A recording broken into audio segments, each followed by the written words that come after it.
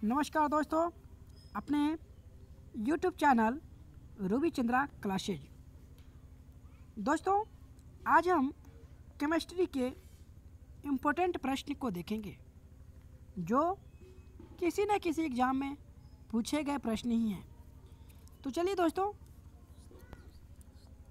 Question को हम start करते हैं।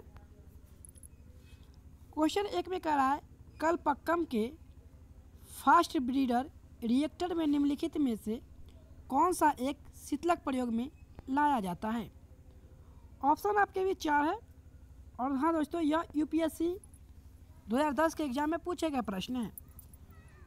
ऑप्शन ए में कह रहा है कार्बन डाइऑक्साइड, ऑप्शन सी में कह रहा है समुद्री जल, ऑप्शन बी में कह रहा है द्रवित सोडियम और ऑप्शन डी में कह रहा है भारी जल। तो इसका सही आंसर जो होगा ऑप्शन बी हो जाएगा, द्रवित सोडियम। चलिए नेक्स्ट प्रश्न की ओर बढ़ते हैं। नेक्स्ट प्रश्न में कह रहा है कि नाभिकीय अभिक्रिया के दौरान श्रृंखला अभिक्रिया को नियंत्रित करने के लिए न्यूट्रॉनों का अवशोषण करने हेतु निम्न में से किसका प्रयोग किया जा सकता है। ऑप्शन ए में बोरॉन, ऑप्शन बी भारी पानी, ऑप्शन सी यूरेनियम और ऑप्शन डी प्लूटोनियम। यह भी प्रश्न एसएससी 2011 के एग्जाम में पूछे गए प्रश्न है। इसका सही आंसर ऑप्शन ए हो जाएगा, बोरॉन। चलिए नेक्स्ट प्रश्न की ओर बढ़ते हैं। कह रहा है निम्नलिखित में से कौन सा पदार्थ नाभिकीय रिएक्टर में मंदक का काम करता है। ऑप्शन ए में कह रहा है ओजोन, ऑप्शन बी में कह रहा है भारी हाइड्रोजन, ऑप्शन सी में कह रहा है भारी जल, ऑप्शन डी में कह रहा है हाइड्रोजन पेरोक्साइड। यह भी प्रश्न बीएसएससी एग्जाम 2011 के एग्जाम में पूछे गए प्रश्न है। इसका सही आंसर सी नंबर ऑप्शन भारी जल हो जाएगा। चलिए नेक्स्ट प्रश्न की ओर बढ़ते हैं। नेक्स्ट प्रश्न कह रहा है, नाभिकीय रिएक्टर में निम्नलिखित में से किसे मंदक के रूप में प्रयोग किया जाता है। ऑप्शन ए थोरियम को, ऑप्शन बी ग्रेफाइट को, ऑप्शन सी साधारण जल को और ऑप्शन डी रेडियम को। यह भी प्रश्न यूपीएससी 2011 के एग्जाम में पूछे गए प्रश्न हैं। इसका सही आंसर डी रेडियम को।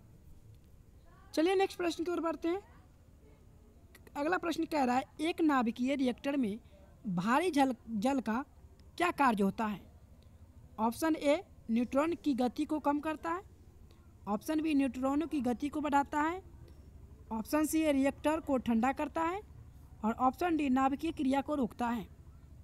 यह भी प्रश्न यूपीएससी 2011 के एग्जाम में पूछे गए प्रश्न हैं और इसका सही आंसर ए नंबर हो जाएगा, न्यूट्रॉन की गति को कम करता है। चलिए नेक्स्ट प्रश्न की ओर बढ़ते हैं। कह रहा है, किसी परमाणु रिएक्टर में भारी जल क्या होता है।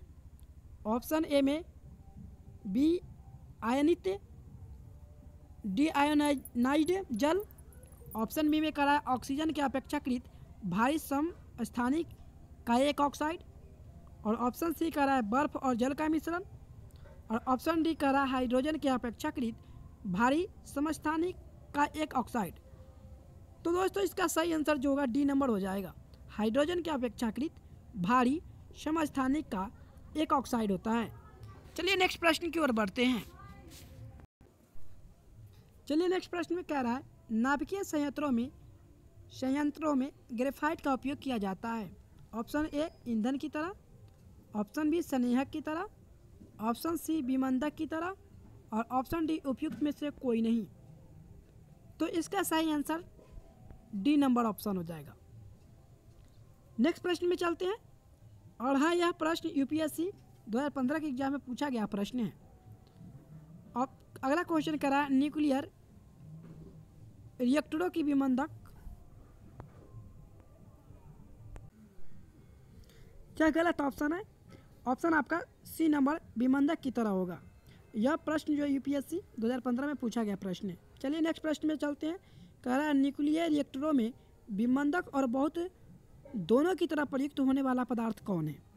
ऑप्शन ए साधारण पानी, ऑप्शन बी द्रव्य हाइड्रोजन, ऑप्शन सी द्रव्य अमोनिया और ऑप्शन डी में कह रहा है भारी पानी।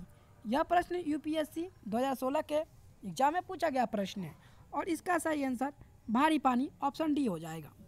चलिए नेक्स्ट प्रश्न की ओर बढ़ते हैं। अगला क्वेश्चन कह रहा है आयनिक यौगिक के संदर्भ में निम्नलिखित कथनों पर विचार कीजिए। पहला कथन में कह रहा है आयनिक यौगिक एल्कोहल में अघुलनशील होते हैं, और दूसरा कथन कह रहा है आयनिक यौगिक ठोस अवस्था में विद्युत के सुचालक होते हैं। कह रहा है उपयुक्त में से कौन कथन सही है। ऑप्शन ए में कह रहा है केवल एक, ऑप्शन बी में कह रहा है केवल दो, ऑप्शन सी में कह रहा है एक और दो दोनों, और ऑप्शन डी में कह रहा है ना तो एक और ना ही दो। यह प्रश्न जो है बीपीएससी के एग्जाम में 2016 में पूछा गया प्रश्न है। इसका सही आंसर ऑप्शन ए हो जाएगा, केवल एक। चलिए नेक्स्ट प्रश्न की ओर बढ़ते हैं। कह रहा है NaCl में यह बंधन है आयनिक, बी में सहसंयोजी, सी में उपसहसंयोजी, और ऑप्शन डी में कह रहा है H बंधन। यह भी बीएसएससी एग्जाम 2016 में पूछा गया प्रश्न है, और इसका सही आंसर ऑप्शन ए आयनिक होगा। चलिए नेक्स्ट प्रश्न की ओर बढ़ते हैं। नेक्स्ट प्रश्न में कह रहा है कि दो परमाणुओं के बीच बंधन की डैश प्रकृति अधिक होती है यदि उनकी विद्युत ऋणात्मक का अंतर कम होता है। ऑप्शन ए ध्रुवीय, ऑप्शन बी धात्विक, ऑप्शन सी आयनिक, और ऑप्शन डी सहसंयोजक। यह भी एसएससी के एग्जाम 2016 में पूछा गया प्रश्न है, और इसका सही आंसर डी नंबर ऑप्शन हो जाएगा, सहसंयोजक। चलिए नेक्स्ट प्रश्न और इस वीडियो के लास्ट क्वेश्चन 12 में कह रहा है कि डैश बंधन पानी के अणु के भीतर परमाणुओं को बांध कर रखता है। ऑप्शन ए अध्रुवीय सहसंयोजक, ऑप्शन बी ध्रुवीय सहसंयोजक, और ऑप्शन सी आयनिक, और ऑप्शन डी में करा निर्देशांक। और यह प्रश्न एसएससी 2016 के एग्जाम में पूछा गया प्रश्न है, तो इसका सही आंसर बी ऑप्शन हो जाएगा। ध्रुवीय सहसंयोजक बंधन जो होता है वह पानी के भीतर परमाणु को बांध कर रखता है। और दोस्तों आपके बीच आंसर के भी है, अगर आप इस प्रश्न को बनाते हैं पीडीएफ निकाल कर तो आपको मिलाने में आसानी होगी। तो दोस्तों हमारा वीडियो कैसा लगा कमेंट जरूर करें, और फिर हम नेक्स्ट वीडियो में आपके साथ मिलते हैं। Okay bye all of friends.